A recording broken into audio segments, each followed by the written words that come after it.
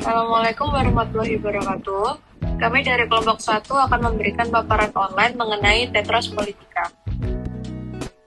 Nama saya Rizaldi Muhammad Alvin dengan NIM 13118000217. Perkenalkan, nama saya Muhammad Edo Januar Putra Wijaya dengan NIM 1312-3017. Perkenalkan, nama saya Ahmad Rivaldi, NIM 1312-3040.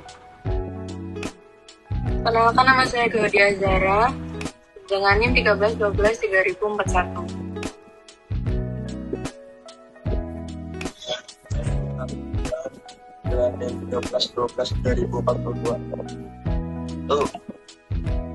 Perkenalkan, nama saya Devi Natalia Amanda dengan NIM 13123000555.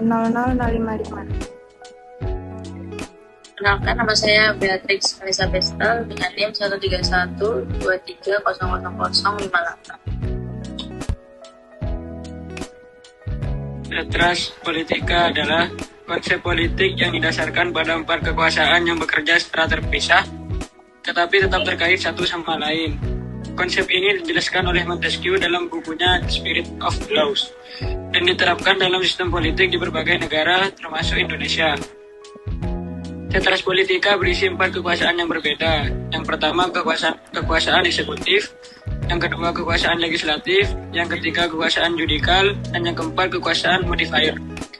Dalam sistem politik Indonesia, Tetras Politika dijelaskan dalam Undang-Undang Dasar Negara Republik Indonesia tahun 1945 dan dijelaskan oleh para ahli hukum tata negara. Perbedaan cabang kekuasaan antara Trias Politika dan Tetras Politika. Trias Politika terdapat tiga coba seperti legislatif, yaitu kekuasaan untuk membuat undang-undang, umumnya dipegang oleh parlemen atau badan serupa. Yang kedua, eksekutif, kekuasaan untuk menjalankan dan menerapkan undang-undang, dipimpin oleh kepala pemerintahan seperti presiden atau perdana menteri, dan meliputi departemen eksekutif. Yang terakhir, yudikatif, kekuasaan untuk menafsirkan undang-undang dan mengadili pelanggaran hukum, diwakili dalam pengadilan, seperti pengadilan tinggi dan pengadilan konstitusi. Selanjutnya, Tetras Politika yaitu yang pertama legislatif, sama seperti Trias Politika. Eksekutif sama seperti Trias Politika. Yudikatif sama seperti Trias Politika. Dan yang terakhir, modifier atau pengontrol. Cabang ini merupakan tambahan dalam konsep Tetras Politika. Fungsinya adalah untuk mengawasi dan mengontrol tindakan dari ketiga cabang kekuasaan lainnya.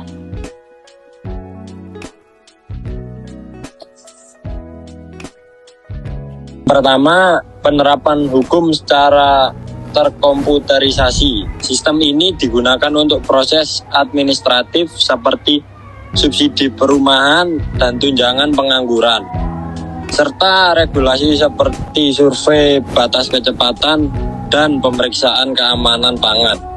Pegawai negeri saat ini sulit bekerja tanpa sistem komputer.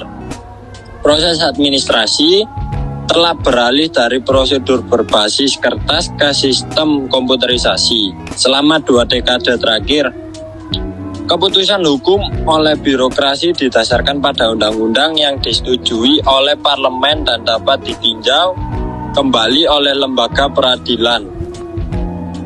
Hubungan kelembagaan ini tercipta pada era praktik aturan dan proses yang tadinya dicatat dalam buku manual, kini dicatat dalam program komputer. Media baru dapat mengubah sifat undang-undang yang sedang berlaku meskipun kita belum sepenuhnya memahami dampak teknologi baru ini. Kita perlu menyadari potensi dampaknya agar dapat mengarahkannya ke arah yang diinginkan. Selanjutnya, poin kedua, hukum generasi keempat, kustomisasi hukum secara massal. Hukum lisan adalah bentuk hukum paling kuno sebelum adanya tulisan. Konflik diselesaikan pada waktu dan tempat tertentu. Hukum tertulis atau hukum generasi kedua memberikan instrumen kepada penguasa untuk mengendalikan pendapat hakim. Setelah mesin cetak ditemukan, hukum menjadi instrumen birokrasi dan ditawarkan peluang baru untuk mengendalikan hakim. Hukum cetak dapat digambarkan sebagai hukum generasi ketiga. Kemudian munculnya hukum digital atau hukum generasi keempat memberikan pilihan baru di luar hukum cetak. Hukum digital dan lisan lebih interaktif, sementara hukum cetak dan digital memungkinkan penyebaran hukum dalam skala besar. Hukum generasi keempat merupakan bentuk hukum penyesuaian masal media cetak dan digital, menciptakan peluang baru bagi penerapan hukum. Dalam hal hukum digital, sistem pemrosesan transaksi digunakan untuk mencatat transaksi yang memiliki konsekuensi hukum. Transaksi harus didaftarkan melalui komputer agar sah secara hukum. Keseimbangan kekuasaan gantung.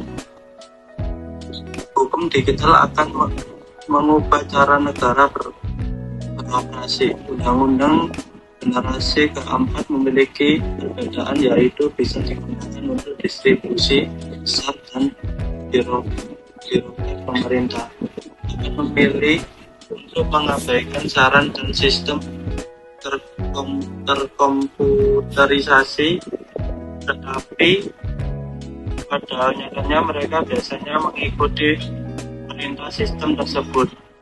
Namun sistem ini tidak bisa melihat fakta relevan dari sebuah kasus, tidak bisa berkomunikasi secara lisan, tidak memiliki akal sehat ataupun simpati terhadap manusia, dan tidak dapat mencapai tujuan tersebut. Rias Politika gagal mengawasi penerapan hukum karena undang-undang generasi keempat memberikan instrumen baru kepada lembaga legislatif untuk membatasi kekuasaan hakim dan pemerintah. Dalam merubah ini, Rias Politika dapat dianalisis sama dengan generasi hukum. Hukum lisan mengacu pada kekuasaan kehakiman, hukum tertulis mengacu pada kekuasaan legislatif, dan hukum tercetak mengacu pada kekuasaan administratif atau eksekutif skala besar. Selanjutnya, menuju kita membutuhkan kekuasaan memantau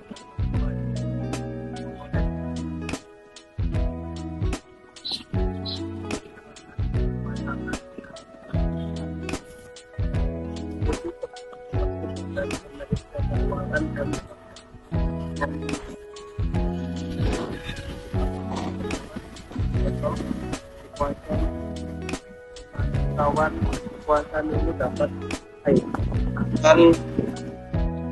akan mengevaluasi dan mengkritik kekuasaan lain secara umum dan komprehensif, serta menyelidiki legitimasi, efektivitas, dan efisiensinya. Data statistik sering kali diperlukan dalam kasus diskriminasi untuk membuktikan adanya bias sistematis.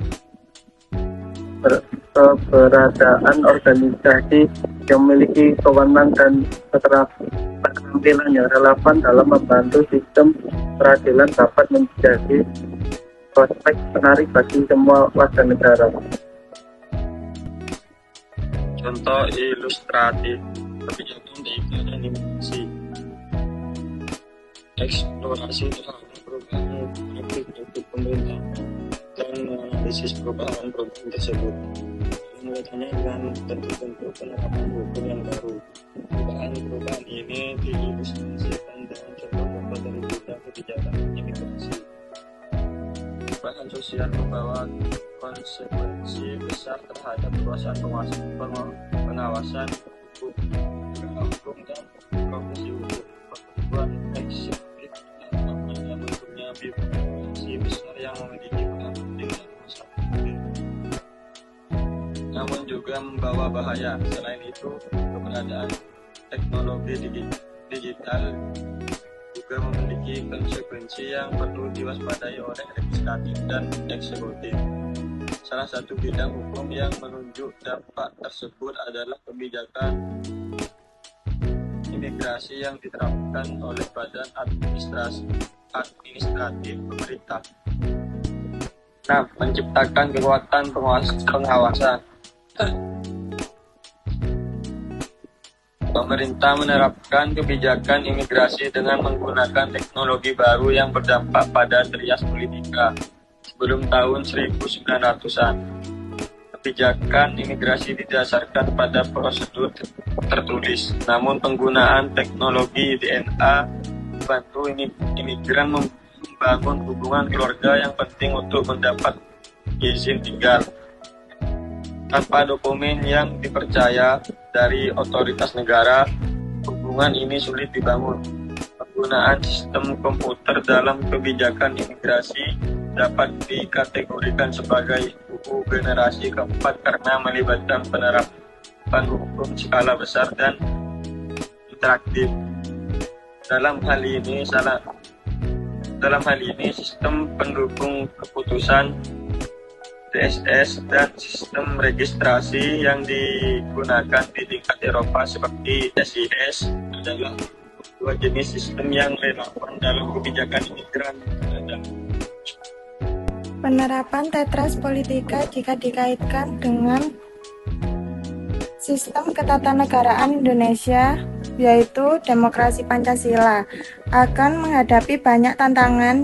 Dimungkinkan adanya ketidakseimbangan pada pembagian kekuasaannya, dan dikhawatirkan dapat memicu sentralisasi kekuasaan dan otoritarisme. Mekanisme perubahan UUD 1945 perlu diperjelas dan memperkuat untuk memastikan stabilitas konstitusi dan mencegah perubahan yang tidak konstitusional.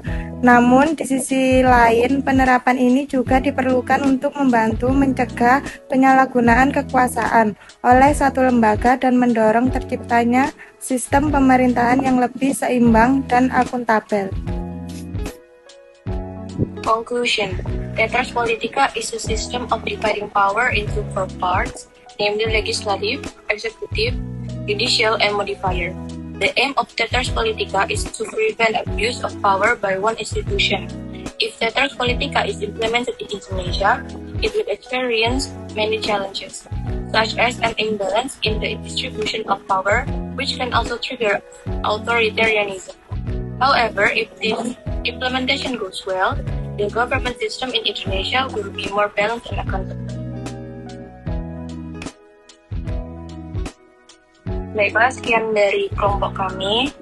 Wassalamualaikum warahmatullahi wabarakatuh.